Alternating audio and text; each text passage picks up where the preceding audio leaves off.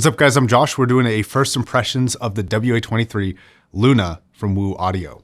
This is just a loaner for a review. I was gonna do an unboxing and first impressions of this, but the thing you need to know about high-end amplifiers like this, because this thing clocks in at about $9,000, which is wild, is the unboxings for these are pretty unexciting. They're not really focused on giving you a luxury experience like a lot of high-end headphones, like a lot of the Focals, for example, give you this really crazy like unboxing experience that feels very nice. This amplifier, and most amplifiers like it, to be honest, is not unique to them, is more about just getting the product to your destination safely. It's just standard foam and cardboard boxes to keep things safe. And that's pretty much it. What is exciting though is the build quality of an amplifier like this. So I've had a number of high-end WU amps. One of them was the WA23, which is another very expensive WU amp. And I have to say that the build quality of this is superior to that. They're really getting down on the finiteness of the build quality. Everything is just lining up a little bit better. The materials seem to be a little bit more premium. The density of the device is a really big thing. And I think they're improving. One thing that is difficult for me to get across on video is the feeling of anything. Like it's very hard to describe the tangible feeling. Some stuff looks really great, but feels cheap, feels kind of plasticky or feels hollow. This feels like every dollar you are paying for it. It is incredibly solid. The density of the device is the real surprising part.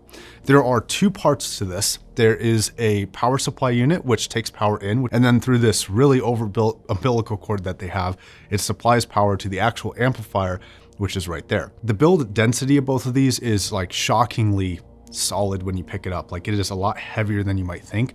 I think the total package weight, including the box, was something like 39 pounds. One thing that was surprising to me here was that this doesn't actually come with a power cable, like a standard 3-pin power cable that plugs into the wall. I have two opinions about this. One, I get it on one sense. Like I think that a lot of the customers who are interested in this device are probably going to be supplying their own really high-end power cables. Like I kind of think that WU knows exactly who they're marketing towards on this device. So it's not that surprising. On the other hand, on a $9,000 device, it's also a little bit ridiculous not to supply even a cheap one, just as like a here, you know, here's enough to get you going sort of thing.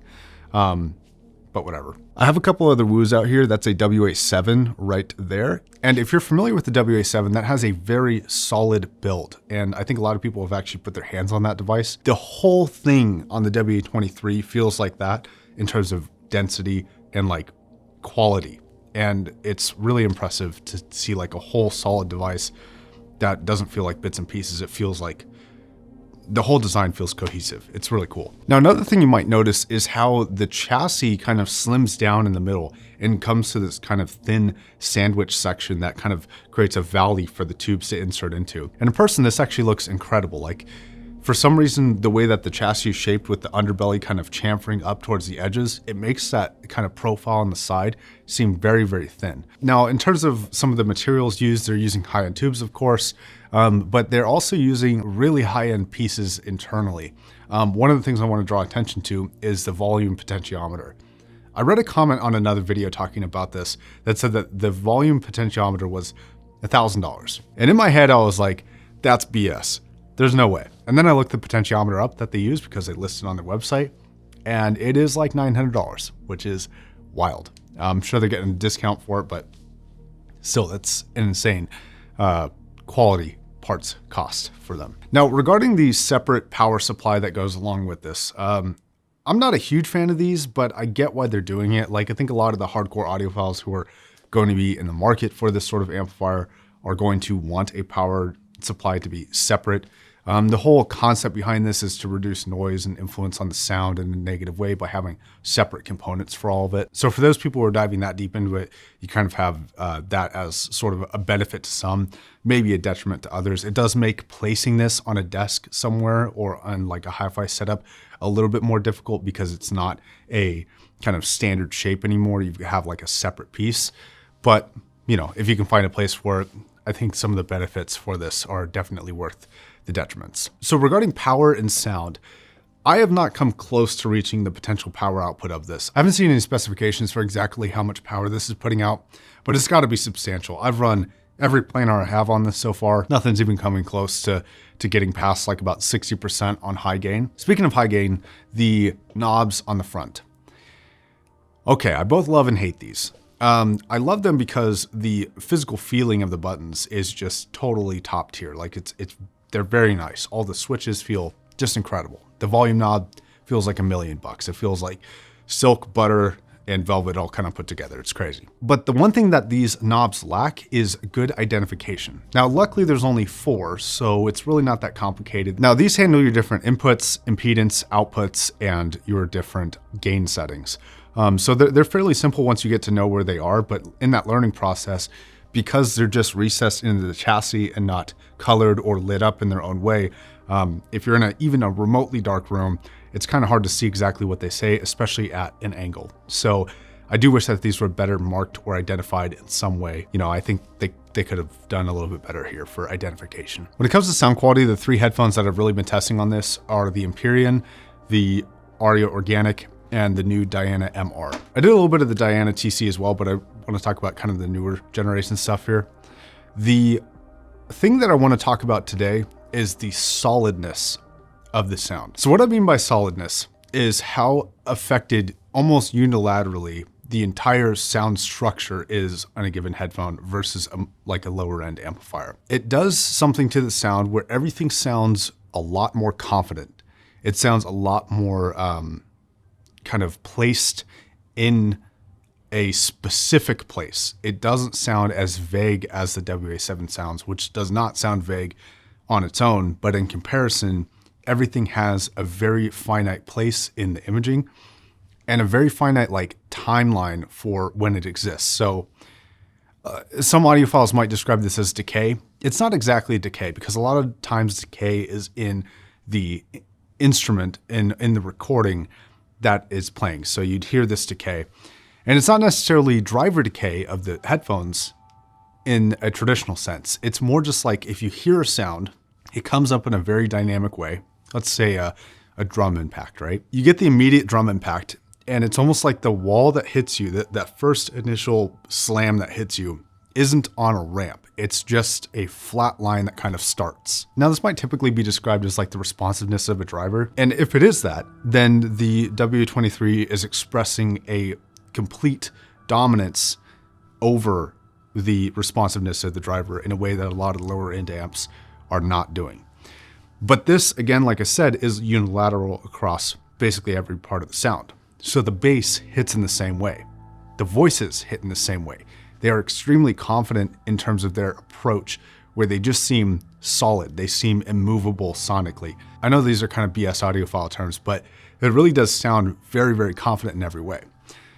Now, because of all this confidence, everything separates better. The edges of sounds are more finite. So if you hear like this kind of wall of bass, and then these kind of sprinkles into the top end, like you might get with let's say some Daft Punk songs that have like some chimes kind of rolling in from one side to the other. I think Within is the track name that does that. And they're kind of sprinkled throughout a overall kind of wall of bass. And the finiteness of these sprinkles is just incredibly specific and incredibly good. And we're not even beginning to talk about tonality yet, which is something that I will get into the full review. I kind of want to just focus and fixate on the solidness that I'm experiencing because it's very unique to this amplifier. And I think I've only ever heard anything remotely close to this on like a couple other really high-end amps. Now, this of course has an effect for bass quality as well. Like you really feel the fluctuations, you feel the impact more without it necessarily seeming like a bass enhancement in terms of like, it doesn't feel like a massive jump in the quantity of bass like an EQ would do. It more just feels like a tightness and a quality and a more solidified nature to the bass that other amps can't quite achieve very easily. These may not be the most audiophile recordings ever, but like a lot of Billie Eilish's music that's like very bass forward just has this incredible just presence to the bass in a capacity that is kind of difficult to explain actually. It's very confident, but also more transparent than a lot of other amps are for the bass response. So not only is it hitting you with more of kind of that wall feeling where you feel like you're actually like colliding with something, but it's also transparent in the sense where the background instruments, the background sounds that are peeking through that wall are more clear. And I keep going back to this description. I'm sure I'll kind of refine it a little bit more in the full review, but it really has a sound that all of those independent sounds within that wall are also just as solid as that wall. So the dynamics of like the top end, the dynamics of the voice, the outer edges of the voice are just very, very finite and very clear. But clarity isn't necessarily something that jumps out in the same way that like a lot of top end solid state amplifiers would, where they seem incredibly crystalline and like kind of squeegee clean. This doesn't really give me that vibe in the same capacity. It feels very clear and clean, but in a different way. The solidness of the sounds is no longer defined by the sharpness of the sound. It's more almost driven by different timbre properties, different kind of tonal shifts overall, and like different dynamic slam capabilities throughout all the regions. It's almost driven by more dynamics and timbre than it is by the sharpness of the edges, if that makes any sense. So as you can probably tell, I have not quite figured out how to describe the sound in a very concrete and very succinct way. And that's something that I want to work on the full review. For now, I want to say that the sound quality has been exceptional. It's truly a very rare kind of tube amp that so far it doesn't sound like it has any compromises, but I still have a lot of testing to do and a lot of comparisons to do. So I want to make sure I get to those. But the sound quality here is very, again, solid. It's really good. So I've only had this thing for like a day, so everything's very new to me. So I'm definitely going to be listening a lot more thoroughly. I'm waiting for those other headphones to get here to really test with. And I think it should be a pretty fun experience. So I'm looking forward to the full review. I hope you are too. Thanks for watching. I'll see you guys in the next video. Peace.